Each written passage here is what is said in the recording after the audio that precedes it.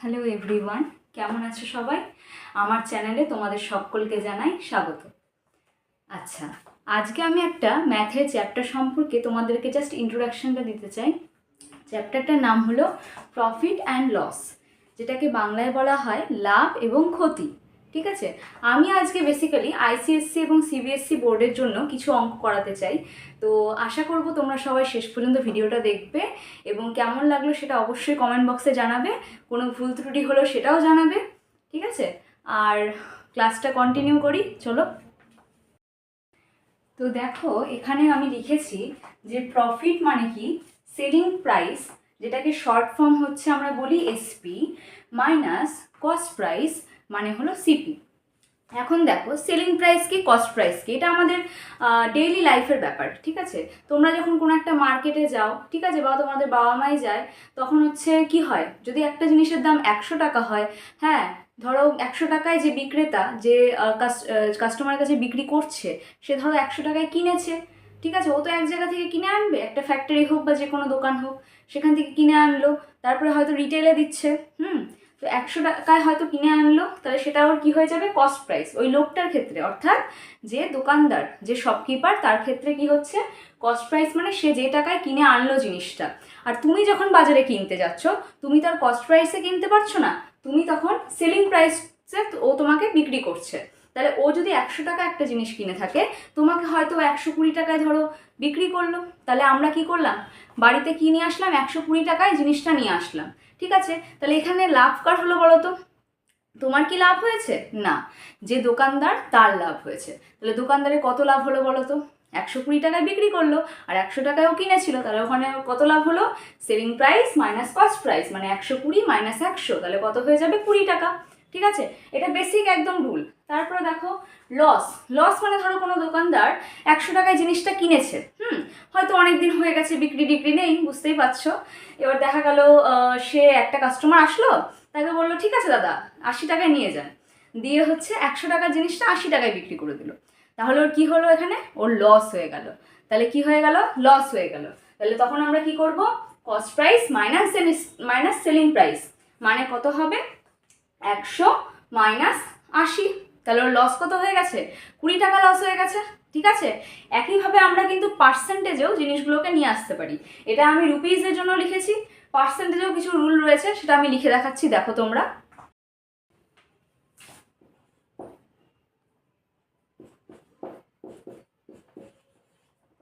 দেখো, এখন আমি প্রফিট পার্সেন্টেজের ফর্মুলা আর লস পার্সেন্টেজের ফর্মুলা দুটোই লিখে দিলাম।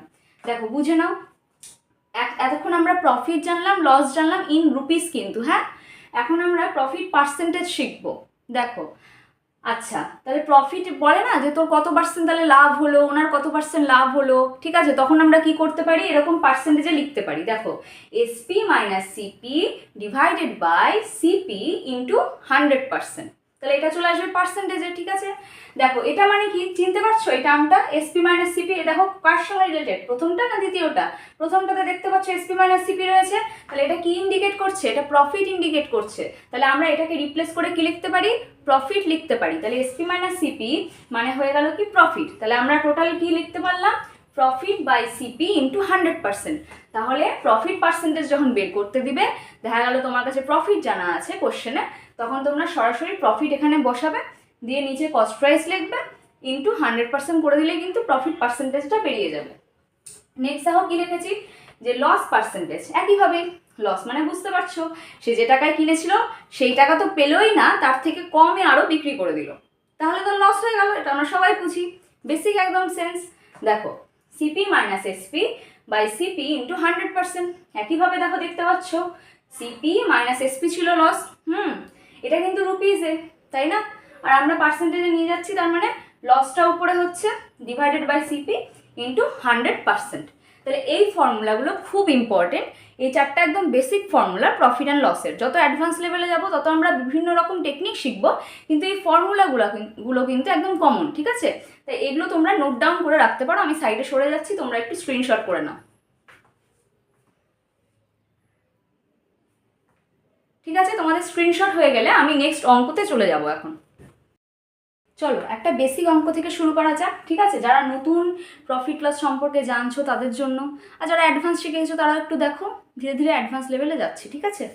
দেখো কি বলেছে এখানে, কি বলেছে? A man buys a set of books for rupees 725 and sells them for rupees 752. So এখানে কি বলেছে বেসিক্যালি কোশ্চেনটাতে, যে আমাদেরকে কস্ট প্রাইসকে খুঁজতে হবে, সেলিং প্রাইস খুঁজতে হবে, অ্যান্ড প্রফিট অর লস, মানে প্রফিট হলে প্রফিট খুঁজবো, লস হলে লস খুঁজবো। আচ্ছা দেখো, এ ম্যান বাইস মানে একটা মানুষ কি করেছে, কিনেছে কতগুলো বুকসের সেট, তাই না? যেটা হচ্ছে 725 টাকায় কিনেছে। তাহলে এটা কি হয়ে গেল বলো তো তোমরা, কস্ট প্রাইস না সেলিং প্রাইস? কি বুঝতে পারছো এটা থেকে? এটা অবশ্যই কস্ট প্রাইস, অর্থাৎ যে টাকায় বললাম কেনে, একজন শপকিপার হোক বা যে কোনো মানুষ হোক, সে যে টাকায় কোনো কিছু কিনছে সেটা তার কাছে তার কি হলেও ওটা কস্ট প্রাইস। তাহলে এখানে আমরা কি লিখবো, কস্ট প্রাইস বা সিপি লিখলাম শর্ট ফর্মে। সিপিটা এখানে কি রয়েছে, রুপিস 725। এবার বলো তো, যে 752 যে কথাটা বলছে সেটা সেলস বলে দিয়েছে, তাহলে তো সেটা কি হবে, সেটা সেলিং প্রাইস হয়ে যাচ্ছে। তাহলে এখানে আমরা সিপি কি পেয়ে যাচ্ছি, সরি এসপি কি পেয়ে যাচ্ছি, রুপিস 752। ঠিক আছে, এখন এখানে বলো তো প্রফিট হচ্ছে না লস হচ্ছে? কারণ এখানে লিখতে হবে আমাদের। তো দেখো সিপিটা দেখতে পাচ্ছ, এটা ছোট না বড় এসপির থেকে?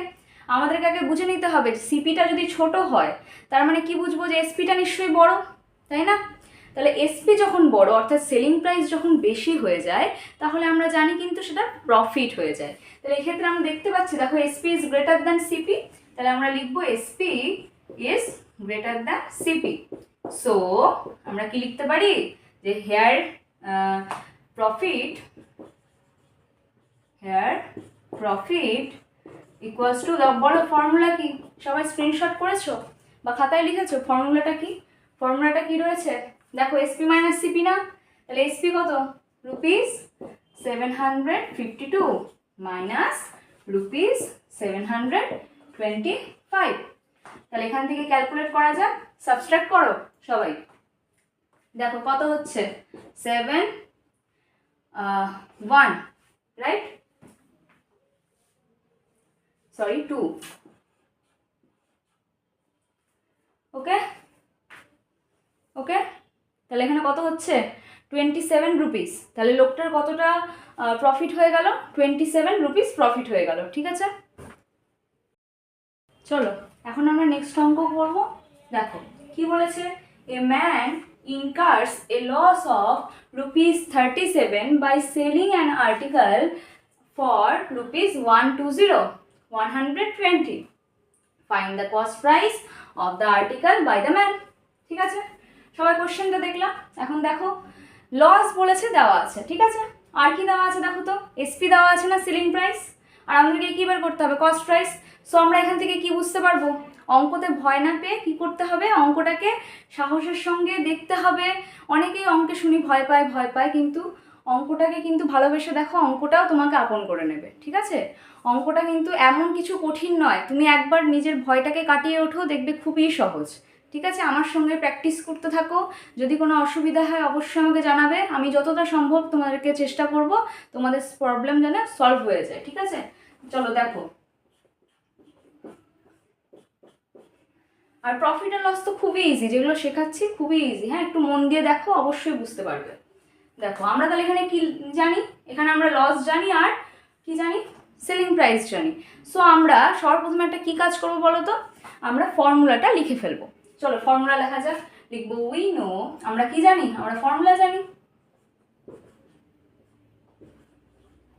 চলো কিসের ফর্মুলা লিখবো, লস না প্রফিট? অবশ্যই লস, কারণ এখানে লসের কথা বলা আছে।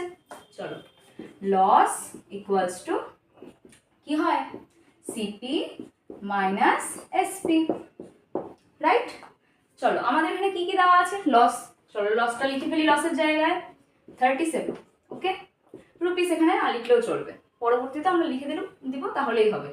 আচ্ছা দেখো সিপিটা জানি না, তাহলে সিপিটা সিপি রাখো, মাইনাস এসপি কত 120, ওকে, বা রুপিস লিখেই দাও, ওকে। চলো সিপি তাহলে কত হয়ে গেল, আমরা দেখতে পাচ্ছি এখানে আমরা বেসিক যেটা তোমাদের প্রবলেম সলভিং আছে সেটা হয়তো সবাই জানো। দেখো সিপিটাকে যখন বের করবো তখন সিপিটা, আচ্ছা আমি লিখে দিচ্ছি এক লাইন তাহলে বুঝতে পারবে ভালো করে। দেখো ইকুয়াল টু মানে কি জানি, এটাকে এই পাশে লেখা যায়, এটাকে এই পাশে লেখা যায়, তাই না? বোথ আর ইকুয়াল, তার মানে এটাকে এই পাশে লিখবো, এটাকে ওই পাশে লিখবো, কোনো অসুবিধা নাই left hand side right hand side এদিক ওদিক করলে। ওকে, সো আমি এটাকে এদিকে নিয়ে চলে আসলাম, এটাকে এদিকে নিয়ে চলে আসলাম। এখন দেখতে পাচ্ছ সিপিটাকে আমাদের বের করতে হবে, তাহলে সিপির ওপর টার্গেট রাখো।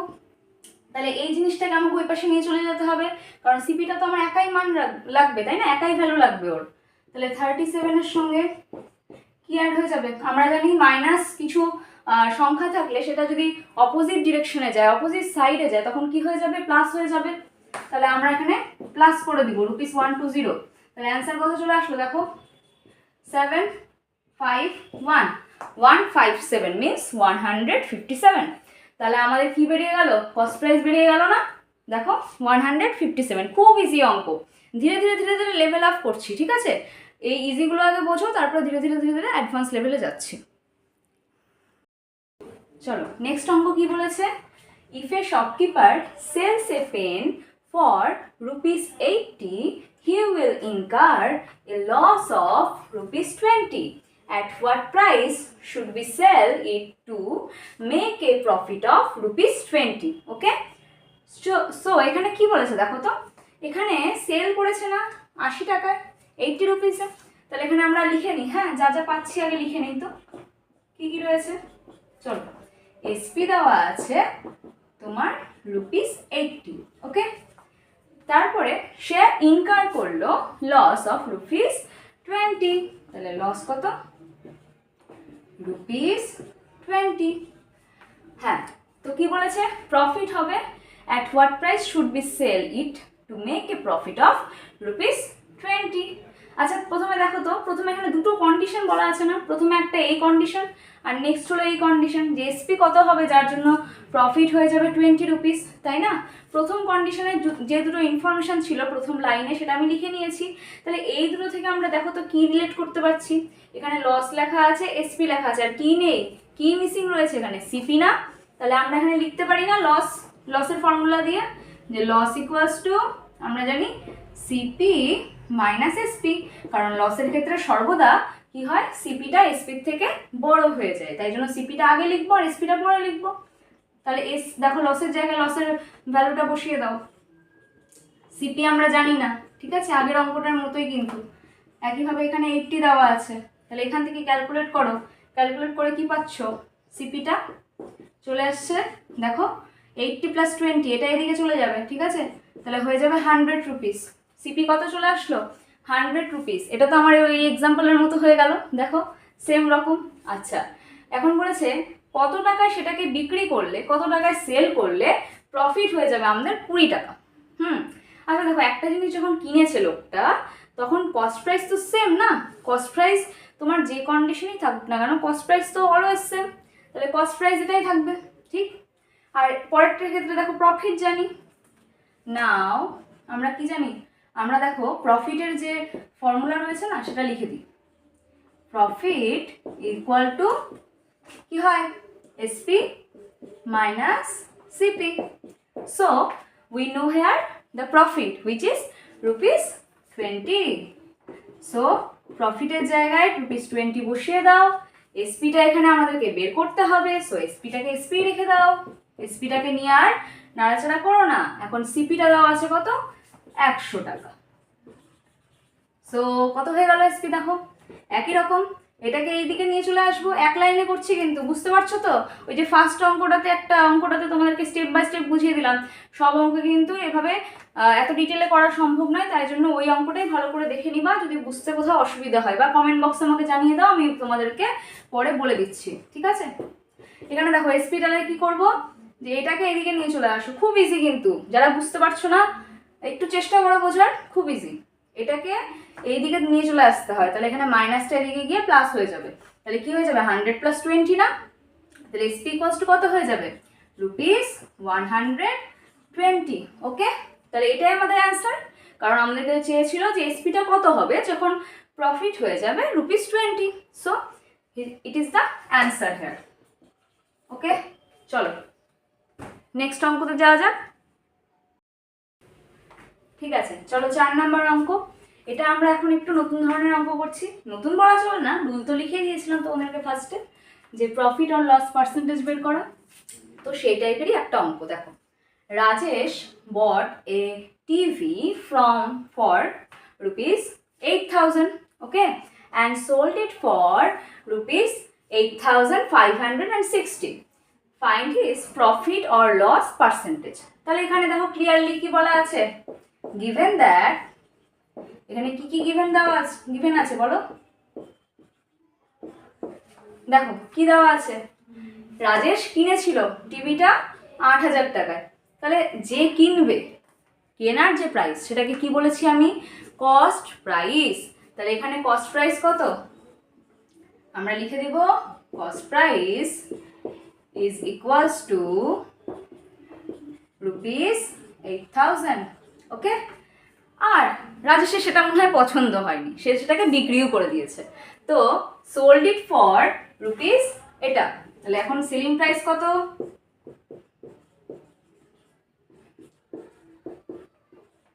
দেখে নাও সেলিং প্রাইস কত, 8,560, যেটা অলরেডি গিভেন ছিল। আচ্ছা, তাহলে এখন প্রফিট আর লস বের করতে হবে। তাহলে আমি তোমাদেরকে কি শেখালাম একটু আগে, যে আমরা প্রথমে দেখব এসপিটা বড় না সিপিটা বড়। যদি সিপি বড় হয় তাহলে হয়ে যাবে কি, লস, আর যদি এসপি বড় হয়ে যায় তাহলে কি হয়ে যাবে, প্রফিট। তাহলে এখানে দেখো তো কে বড়, এখানে দেখতে পাচ্ছ সেলিং প্রাইসটা বড়, তাই না। তাহলে এখানে আমরা লিখবো, এখানে কি লিখবো, এসপিটা greater than CP. So here profit কত বলো, প্রফিটের ফর্মুলা কি ছিল, আগে প্রফিটটা বের করে নিচ্ছি, ঠিক আছে, এসপি মাইনাস সিপি। বা তুমি একবারও করতে পারো, ওই যে ফর্মুলা লিখে দিয়েছিলাম, একবারও করা যেতে পারে। তো এখানে দেখো লিখে আমি করে দিচ্ছি, যেহেতু লিখে ফেললাম। আগে আমরা প্রফিটটা বের করে নিচ্ছি। কত চলে এসছে প্রফিট, 560 রুপিস। সো আমাদেরকে শুধু প্রফিট চাইনি, প্রফিট ইন পার্সেন্টেজ চেয়েছে। তাহলে লিখতে হবে প্রফিট পার্সেন্টেজ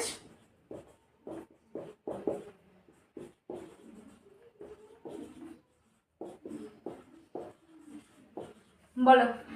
এখন তো প্রফিট বের করে নিয়েছি, যদি প্রফিট না বের করতাম তাহলে এসপি মাইনাস সিপি এখানে রেখে তারপরে বের করতাম, অসুবিধা নেই কোনো।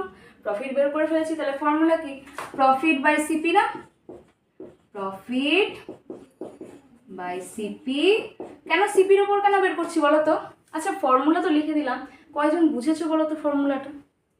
সিপির ওপরেই কেন বের করব, যখন আমাদেরকে না বলা থাকবে না কোশ্চেনে, হ্যাঁ অনেক সময় অনেক কোশ্চেনে বলা থাকে যে এসপির ওপরে কত, তখন আমরা নিচে এসপি লিখবো, এটা কিন্তু খেয়াল রাখবে। আর যখন এরকম বলা থাকবে না কিছু, জাস্ট বলবে প্রফিট পার্সেন্টেজ বের করো বা লস পার্সেন্টেজ বের করো, তখন আমরা কিন্তু সিপির ওপরেই সবসময় ধরে নিব। কারণ একটা মানুষ যে টাকায় জিনিসটা কিনবে তার উপরে সে ক্যালকুলেট করে তার প্রফিট হলো কি লস হলো, তাই না। ওই জন্য আমরা কস্ট প্রাইসের ওপরেই সবসময় ধরি।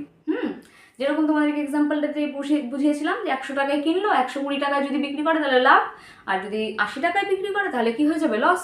তাহলে সব কিছু ডিপেন্ড করছে কার ওপরে, কস্ট প্রাইসের ওপরে। তাই জন্য আমরা কস্ট প্রাইসটাকে এরকম নিচে রেখে কিন্তু ক্যালকুলেট করি। আর যদি কখনো উল্লেখ করে দেয় যে সেলিং প্রাইসের ওপরে ওর লাভ কত হলো বা লস কত হলো, তখন আমরা নিচে কিন্তু এসপিটাকে রাখবো, এটা কিন্তু খেয়াল রাখবে। এখনো ওই ধরনের অঙ্ক আসেনি, যখন আসবে আমি আবারও বলে দেবো, কোনো চাপ নেই। ওকে, তাহলে এখানে 100% লিখে দিতে হবে আমাদেরকে, কারণ পার্সেন্টেজে নিয়ে যাচ্ছি। তাহলে প্রফিট কত রয়েছে দেখো, রুপিস 560, একটু চাপা হয়ে গেল জায়গাটা, হ্যাঁ অ্যাডজাস্ট করে নাও একটু। সিপিটা কত ছিল দেখো, রুপিস 8,000 না,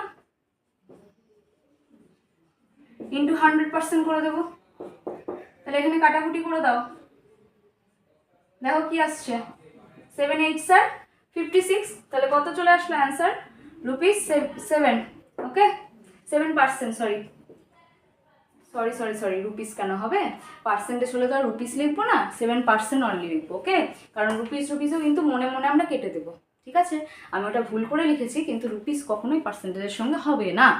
সবসময় কি হয়ে যায়, এরকম কেটে যাচ্ছে। ওটাকে আমরা কিন্তু মনে মনে কাটবো, কখনোই হাত দিয়ে কাটবে না, ওকে? এটা কিন্তু খেয়াল রাখবে। সবাই দেখতে পাচ্ছ কি না, একটু চাপার মধ্যে হয়ে গেছে। তো আমাদের অ্যান্সার কত চলে এসছে, 7%, আর সেটা হয়েছে প্রফিট। ওকে, তাহলে আজকের মতো ক্লাসটা এখানেই শেষ করছি। যেহেতু এটা একটা ইন্ট্রোডাকশন ক্লাস ছিল, তো আমি কিছু অঙ্ক করিয়ে দিলাম তোমাদের বেসিক ধারণার জন্য, ঠিক আছে? নেক্সট ক্লাসে আমি আরও কিছু অঙ্ক করিয়ে দেবো। তো তোমরা সবাই কিন্তু কমেন্ট বক্সে জানাও যে কেমন লাগলো আমার প্রথম ক্লাস, আর সবাই খুব সাপোর্ট করো।